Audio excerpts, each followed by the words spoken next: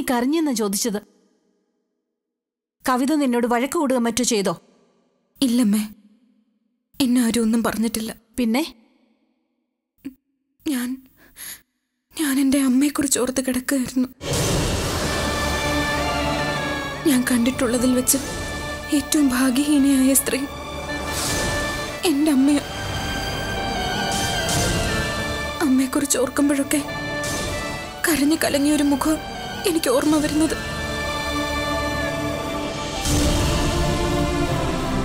ഓരോ മനുഷ്യരും നല്ലതും ചീത്തയുമായ കുറെ ഓർമ്മകൾ നമുക്ക് സമ്മാനിച്ചിട്ടാ ഈ ലോകത്തു നിന്ന് പോകുന്നത്. അവരിവിടുന്ന് പോയി കഴിഞ്ഞാൽ അവര് സമ്മാനിച്ച നല്ല നിമിഷങ്ങളെ മാത്രമേ പിന്നെ ഓർക്കാവൂ എന്നാണ് പറയാറ്. അതാണത്രേ ആ ആത്മാവിന് സന്തോഷം. ഓർക്കാനായിട്ട് അങ്ങനെ സന്തോഷിപ്പിക്കുന്ന നിമിഷങ്ങളൊന്നും എൻ്റെ അമ്മയുടെ ജീവിതത്തിൽ ഉണ്ടായിട്ടില്ല. എന്നും കുത്തുവാക്കുകളും പരിഹാസങ്ങളും. അമ്മയ്ക്ക് ചുറ്റും അത് മാത്രമായിരുന്നു ഉണ്ടായിരുന്നത്. കുഞ്ഞുനാളിൽ സ്കൂളിൽ പോകുമ്പോൾ ഞാൻ ശ്രദ്ധിച്ചിട്ടുണ്ട്, എൻ്റെ ഒപ്പമുള്ള കുട്ടികളൊക്കെ അവരുടെ അച്ഛന്മാർ വന്ന് സ്കൂളിലാക്കുന്നത് അവരെല്ലാം അവരുടെ അച്ഛൻ്റെ വിരൽത്തുമ്പിൽ പിടിച്ച ക്ലാസ്സിലേക്ക് വരുന്നത്. കുട്ടിയായിരുന്നപ്പോ എനിക്കും അങ്ങനെ ഒരു കൊതിയുണ്ടായിരുന്നു. അതമ്മയോട് പറഞ്ഞപ്പോ ആദ്യം കുറേ നേരം അമ്മ ഒന്നും മിണ്ടാതിരുന്നു. എന്നിട്ട് എന്റെ മുമ്പിൽ നിന്ന് എഴുന്നേറ്റ് പോയി. കുറേ നേരം അമ്മയെ കാണാതായപ്പോ ഞാൻ തിരികെ ചെന്നു. പാവം എന്റെ അമ്മ അടുക്കളയിൽ നിന്ന് കരയായിരുന്നു.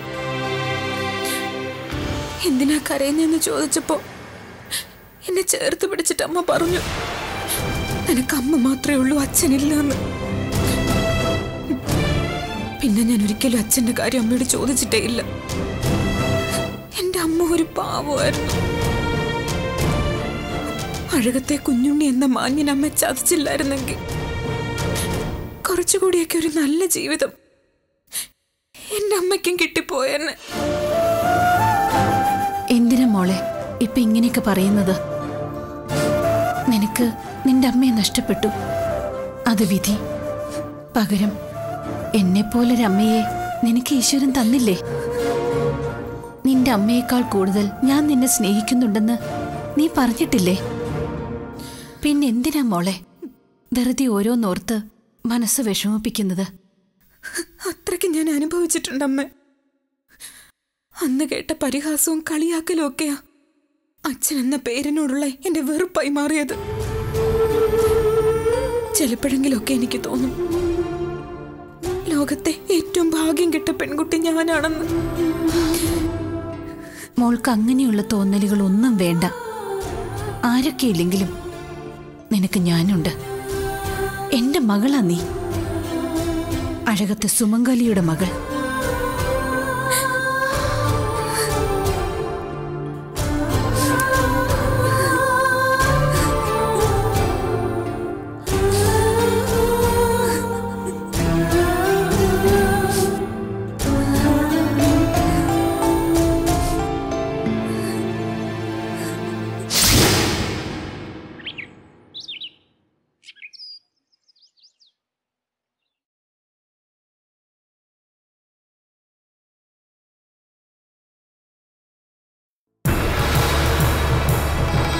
മോളെ, നീ എന്റെ നേരെ ഒന്ന് നോക്കിയിട്ടെങ്കിലും പോകൂ. അച്ഛൻ അത്രയെങ്കിലും ആശ്വാസം കിട്ടുമല്ലോ എന്റെ മോക്ക്. എന്നെ അങ്ങനെ വിളിക്കരുത്. ആ വിളിയിൽ സ്നേഹവും വാത്സല്യവും ഒക്കെ ഉണ്ട്. അതൊക്കെ കിട്ടണമെന്ന് ഞാൻ ആഗ്രഹിച്ചിരുന്ന ഒരു കാലം ഉണ്ടായിരുന്നു. അന്ന് എനിക്കത് കിട്ടിയിട്ടില്ല. ഇപ്പോ എനിക്കത് ആവശ്യമില്ല. അതുകൊണ്ട് ദയവേത് ഇത്തരം നാടകങ്ങൾ കാട്ടി എന്റെ പുറകെ വരരുത്. ബാലാമണി, എന്റെ തീരുമാനം ഞാൻ പറഞ്ഞു കഴിഞ്ഞു. ആരോടായാലും സ്നേഹവും ബഹുമാനവും ഒക്കെ ഉള്ളിന്ന് തോന്നേണ്ടതാണല്ലോ. എനിക്ക് അങ്ങനൊരു വികാരം തോന്നുന്നില്ല. മോളെ, നീ എന്നെ ഒന്ന് സ്നേഹിക്കാൻ, അച്ഛന്നൊന്ന് വിളിക്കാൻ ഞാൻ എന്താ ചെയ്യേണ്ടത്? എന്തു വേണമെങ്കിലും നീ പറഞ്ഞോളൂ. മോള് പറയുന്നത് എന്തും ഈ അച്ഛൻ അനുസരിക്കാം. എന്നോട് ഇത്തിരിയെങ്കിലും സ്നേഹമുണ്ടെങ്കിൽ ആ ആ സ്നേഹം സത്യമാണെങ്കിൽ എന്റെ കൺമുമ്പിൽ വരാതിരിക്കാനുള്ള മനസ്സ് കാണിക്കേ. അതുമാത്രമാണ് ഞാൻ ആവശ്യപ്പെടുന്ന സഹായം. ഈ ഒരു കാര്യമെങ്കിലും എനിക്ക് വേണ്ടി ചെയ്തു തരാൻ പറ്റുമോ?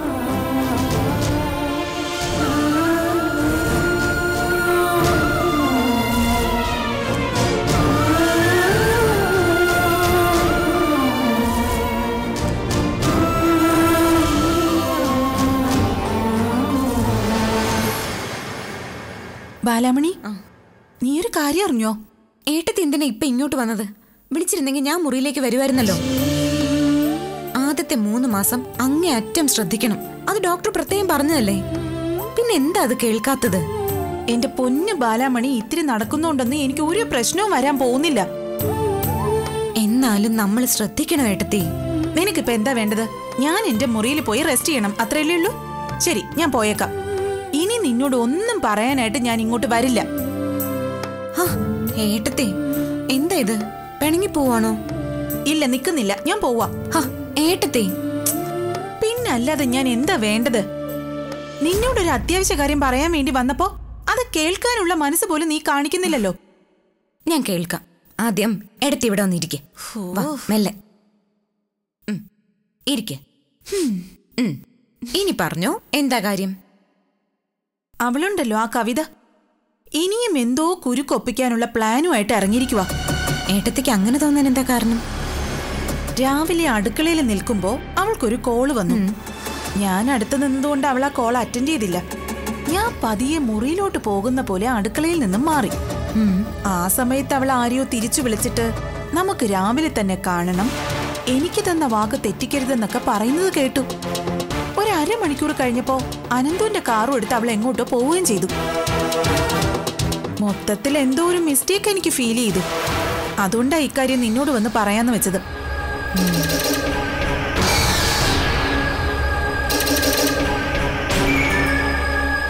അവൾക്ക് ഇതുവരെ നീ കൊടുത്ത പണിയൊന്നും പോരാന്നാ എന്റെ അഭിപ്രായം. കട്ടക്ക് ഇനി ഒന്ന് കൊടുക്കണം, എങ്കിലേ അവള് മര്യാദ പഠിക്കൂ.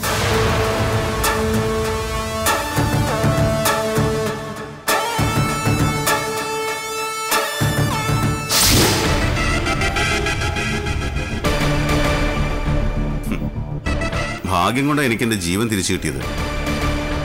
കവിത ഏൽപ്പിച്ച മുറിവ് അത്രയ്ക്ക് ആഴത്തിലുള്ളതൊന്നും ആയിരുന്നില്ല. ഞാൻ കൊല്ലാൻ നോക്കിയിട്ടും താൻ മരിച്ചില്ല. അത് ആയുസിന്റെ വലിപ്പം. എന്നിട്ട് പിന്നെയും താൻ എന്നെ തിരഞ്ഞു വന്നത് എന്തിനാ? അല്ലാതെ പിന്നെ ഞാൻ എന്ത് ചെയ്യാനാ? കവിത ഒരിക്കലും എന്നോട് ക്ഷമിക്കില്ല. ഞാൻ എവിടെയെങ്കിലും ജീവിച്ചിരിപ്പുള്ള കാര്യം കവിത അറിഞ്ഞാൽ അവിടെയൊക്കെ കവിത വരികയും ചെയ്യും. ആ വരവ് ഒഴിവാക്കേണ്ടത് എൻ്റെ ആവശ്യമല്ലേ? സോളമൻ എന്താ വേണ്ടത്? ഇനിയും എന്നെ ശല്യപ്പെടുത്താതിരിക്കാൻ ഞാൻ എന്താ ചെയ്യേണ്ടതെന്നാ ചോദിച്ചത്. പകരമായിട്ട് ഞാൻ എന്ത് തരണം? കവിതയുടെ സ്നേഹം, അതാ എനിക്ക് വേണ്ടത്. അല്ലാതെ മറ്റൊന്നും എനിക്ക് വേണ്ട. എന്നുവെച്ചാ? എന്നും കൂടെ ഉണ്ടാവുന്നൊരു വാക്ക് മുമ്പ് പലപ്പോഴും കവിത എന്നോട് പറഞ്ഞിട്ടുണ്ട്. കവിത ആ വാക്ക് പാലിക്കണം. ഇനിയുള്ള കാലം എൻ്റെ കൂടെ എൻ്റെ ഭാര്യയായി ജീവിക്കണം.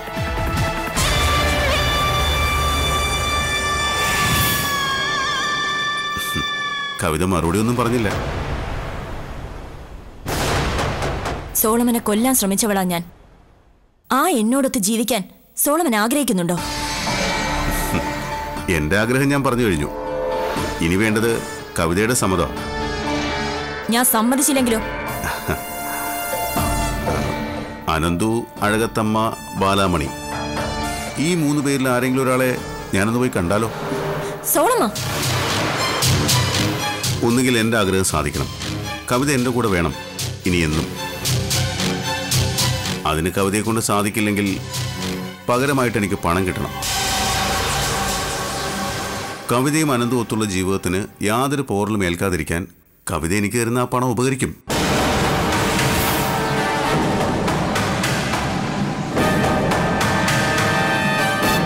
കവിത നന്നായിട്ടൊന്ന് ആലോചിക്കേ. നമുക്ക് വീണ്ടും കാണാം. ഒന്നുകിൽ പണം, അല്ലെങ്കിൽ കവിത. രണ്ടിലേതെങ്കിലും ഒന്ന് എനിക്ക് സ്വന്തമാകണം.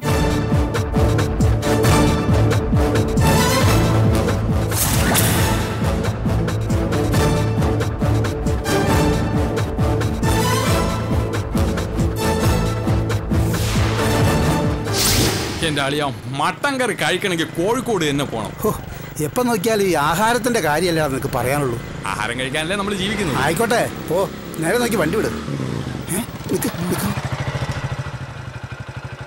ആ, ഞാൻ ഉടനെ എത്താം. അളിയ പണി പാളി.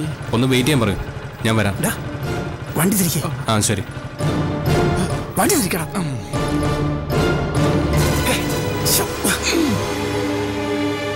എടാ, നീ എവിടെയാ ചവിട്ടുന്നത്? കിക്കർ ചവിട്ട്. കിക്കർ ഇവിടെ അളിയ.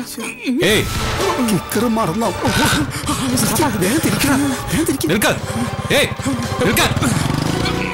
അവിടെ നിൽക്കാൻ.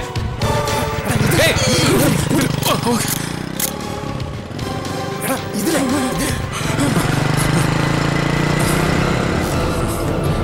വേഗം വേഗം.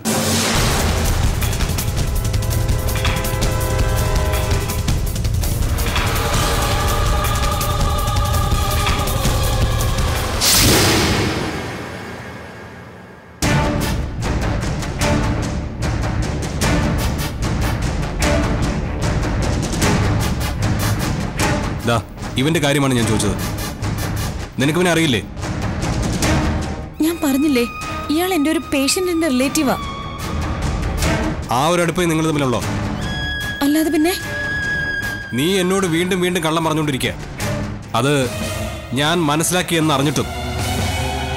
സത്യമാണ് ഞാൻ പറയുന്നത്. ഇയാൾ എനിക്കറിയില്ല. ഒരിക്കൽ ഇവിടെ വന്ന് എന്നെ കണ്ടു. അതിനപ്പുറത്ത് അയാൾ ആരാ എന്താന്നൊന്നും എനിക്കറിയില്ല. എങ്കിൽ പിന്നെ അവനെന്തിനാ എന്നെ കാണുമ്പോൾ പേടിക്കുന്നത്? ആദ്യമായിട്ട് അവനെ ഇവിടെ വെച്ച് കണ്ട അന്ന് തന്നെ എന്തോ ഒരു പൊരുത്തക്കേട് എനിക്ക് തോന്നിയതാ. അവന്റെ ഒരു കള്ള നോട്ടവും ടെൻഷനും വെപ്രാളവും ഒക്കെ കൂടി കണ്ടാൽ തന്നെ അവൻ ആളൊരു തരികടയാണെന്ന് ആർക്കും മനസ്സിലാവും. ആയിരിക്കാം, പക്ഷേ ഞാൻ അതിനെക്കുറിച്ചൊന്നും അന്വേഷിക്കേണ്ട കാര്യമില്ലല്ലോ.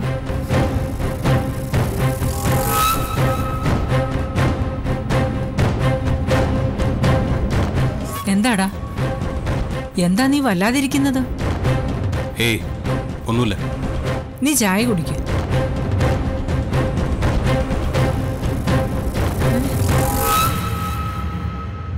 ഇത് അയാളല്ലേ? അതെ, അയാള് തന്നെ. എനിക്ക് ആളെ തെറ്റിയില്ല.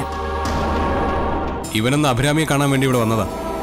ഓ, ഞാൻ അവന്റെ കാര്യമല്ല പറഞ്ഞത്, ആ പുറകിലിരിക്കുന്നവന്റെ. അവനെ എനിക്ക് നല്ല പരിചയമുണ്ട്. അവൻ ഇവിടെ വന്നിട്ടുമുണ്ട്.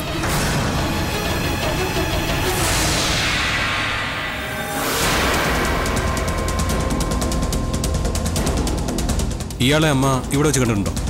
ഉണ്ട്, പക്ഷേ അത് എന്നായിരുന്നെന്ന്. അഭിരാമിയെ കാണാൻ ഇയാളിവിടെ വന്നിട്ടുണ്ടെന്ന് ഉറപ്പാണോ?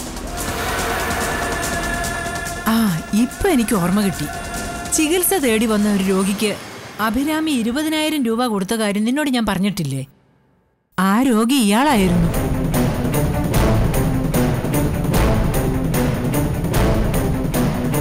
അമ്മയ്ക്ക് ഉറപ്പാണോ? ഉറപ്പാന്നേ. അലമാരയിൽ നിന്ന് കാശ് എടുത്തോണ്ട് വന്ന് ഇയാളുടെ കയ്യിൽ കൊടുക്കുന്നത് ഞാൻ കണ്ടതാന്നേ. അന്നത് ചോദിച്ചപ്പോ എന്തോ പറഞ്ഞ് അവൾ ഒഴിഞ്ഞു മാറുകയും ചെയ്തു. എന്താടാ, അവൾ പിന്നെ ഇയാൾക്ക് കാശ് വല്ലതും കൊടുത്തോ? എടാ, നിന്നോടാ ചോദിച്ചത്. അമ്മ വെക്കൂ.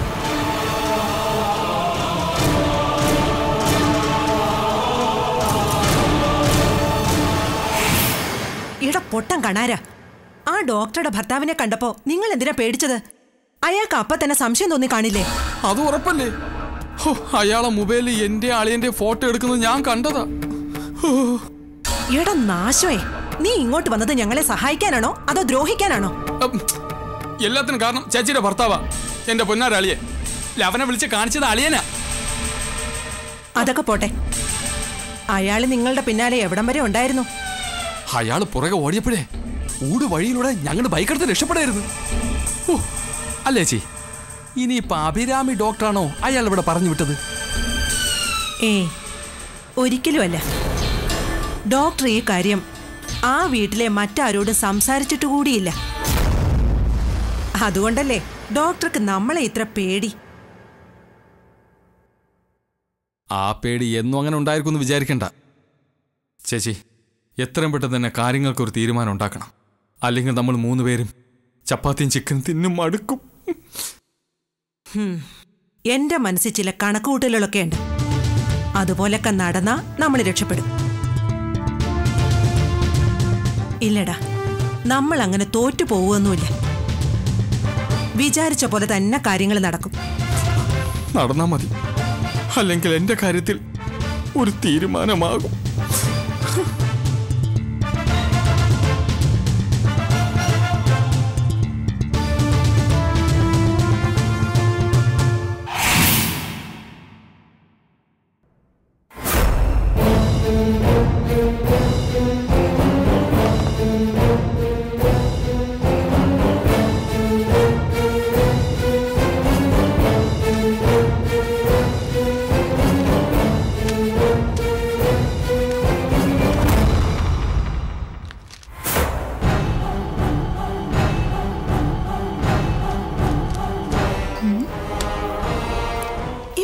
ചെയ്യുന്നു.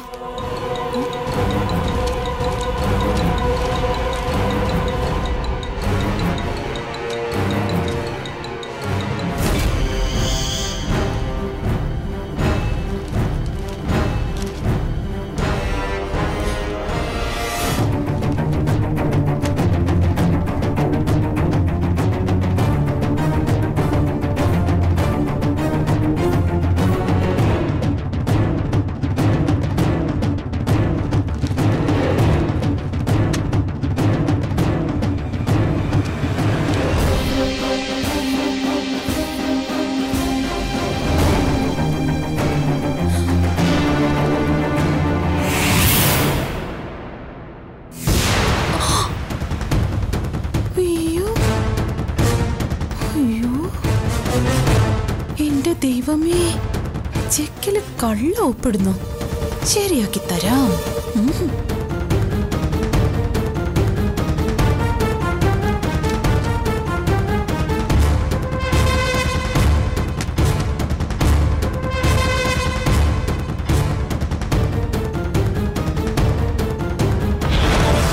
തോമാച്ച, ചെക്കിൽ അനന്തു സൈൻ ചെയ്തു. സത്യമാണല്ലോ അല്ലേ? അത് ചെക്ക് കാണുമ്പോ തോമാച്ചന് ബോധ്യമാവും. ഏതായാലും കവിത ചെക്ക് കൊണ്ടുവാ. പിന്നൊരു കാര്യം, ചെക്ക് ഞാൻ വാങ്ങി വയ്ക്കാം. പക്ഷേ കവിതയെയോ അനന്തുവിനെയോ വിശ്വസിച്ച് ഞാൻ കാശ് തരില്ല. വേണ്ട, ഞങ്ങളെ വിശ്വസിക്കണ്ട. ബാലാമണിയെ വിശ്വസിക്കാലോ. ബാലാമണി എനിക്ക് വിശ്വാസമാണ്. എന്നാ തോമാച്ചൻ ധൈര്യമായിട്ട് കാശ് എടുത്തു വെച്ചോ. ശരി.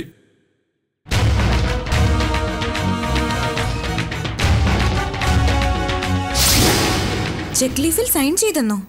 അതെ, അനന്തുവിന്റെ ചെക്ക് ലീഫിൽ അവളെ കള്ള ഒപ്പിടുന്നത് ഞാൻ കണ്ടതാ. ഇനിയും എന്തോ പരിപാടി അവള് മനസ്സിൽ കണക്ക് കൂട്ടി വെച്ചിട്ടുണ്ടെന്ന് ഞാൻ പറഞ്ഞില്ലേ? ഇത് അത് തന്നെയാ. അല്ല, ആ ചെക്ക് ലീഫ് ആർക്ക് കൊടുക്കാനാണെന്ന് വല്ലതും അവള് പറഞ്ഞോ? അല്ല, അങ്ങനെ എന്തെങ്കിലും പറയുന്നതായിട്ട് കേട്ടോ? ഇല്ല, അതൊന്നും ഞാൻ കേട്ടില്ല. അതിനു മുമ്പ് ഞാൻ ഇങ്ങോട്ട് പോന്നില്ലേ. അപ്പൊ അവൾക്ക് ഇതുവരെ കിട്ടിയ പണികൾ കൊണ്ടൊന്നും അവള് പഠിച്ചിട്ടില്ല. അത് ഉറപ്പല്ലേ? അല്ലെങ്കിൽ പിന്നെ അവൾ ഈ ഫ്രോഡ് പണി കാണിക്കോ? അല്ല, അനന്തുവേട്ടന്റെ കള്ളൊപ്പിട്ട് ആ ചെക്ക് ആർക്ക് കൊടുക്കാനായിരിക്കും? അല്ല, അവൾക്കിപ്പോ ഈ പണത്തിന്റെ ആവശ്യം എന്താ? ഇനി എനിക്ക് മനസ്സിലാവാത്തത് അത് തന്നെയാണ് എടുത്തി. പക്ഷെ ഒന്നുറപ്പാ, അവള് പുതിയ ഏതോ ഒരു കുരുക്കിലേക്ക് ചെന്ന് ചാടാൻ പോവാ. അതിന്റെ ഒരുക്കങ്ങളാ നമ്മൾ ഈ കാണുന്നതൊക്കെ. എത്ര കിട്ടിയാലും പാഠം പഠിക്കാത്ത ഒരു അസാമാന്യ ജന്മ ആ പെണ്ണിന്റേത്. അതെ, ഇപ്പൊ നമ്മുടെ കയ്യിലൊരു തെളിവുണ്ട്. ഈ തെളിവോടുകൂടി തന്നെ അവളെ പിടിക്കണം. ചതിക്കുത്തരം മുറിപ്പത്തല് എന്നല്ലേ പറയാറ്? അനന്തുവിന്റെ കള്ള ഒപ്പിട്ടതിന് അവൾക്ക് നീ തിരിച്ചു കൊടുക്കുന്ന പണിയും അങ്ങനെ തന്നെ ആയിരിക്കണം.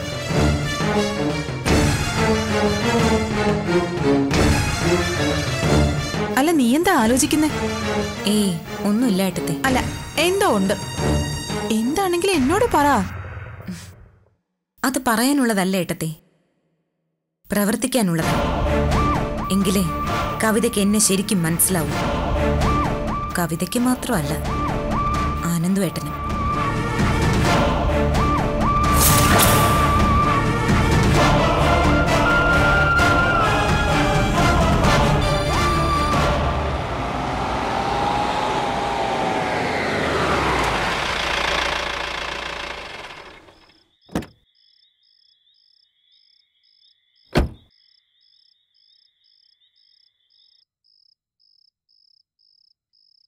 അനന്തു, എന്താ അമ്മേ? അനുഭവിച്ചതൊന്നും കൊണ്ട് എന്റെ മോന് മതിയായിട്ടില്ലേ? ലോക്കപ്പ് മുറിയിലെ ജീവിതത്തിന് അത്ര വലിയ സുഖമൊന്നുമില്ലെന്ന് ഒരു ദിവസം കൊണ്ടെങ്കിലും നിനക്ക് മനസ്സിലായിട്ടുണ്ടാവുന്ന ഞാൻ കരുതിയത്. ഇങ്ങനെയൊക്കെ പറയാനായിട്ട് ഇവിടെ ഇപ്പൊ എന്താ അമ്മ ഉണ്ടായത്? അത് പറയുന്നതിന് മുൻപ് ആദ്യം നീ നിന്റെ ഭാര്യയൊന്ന് വിളിക്ക്. കാര്യമുണ്ടായിട്ട് തന്നെയാ വിളിക്കാൻ പറഞ്ഞത്. വിളിക്ക്. കവിതേ, കവിതേ. ആ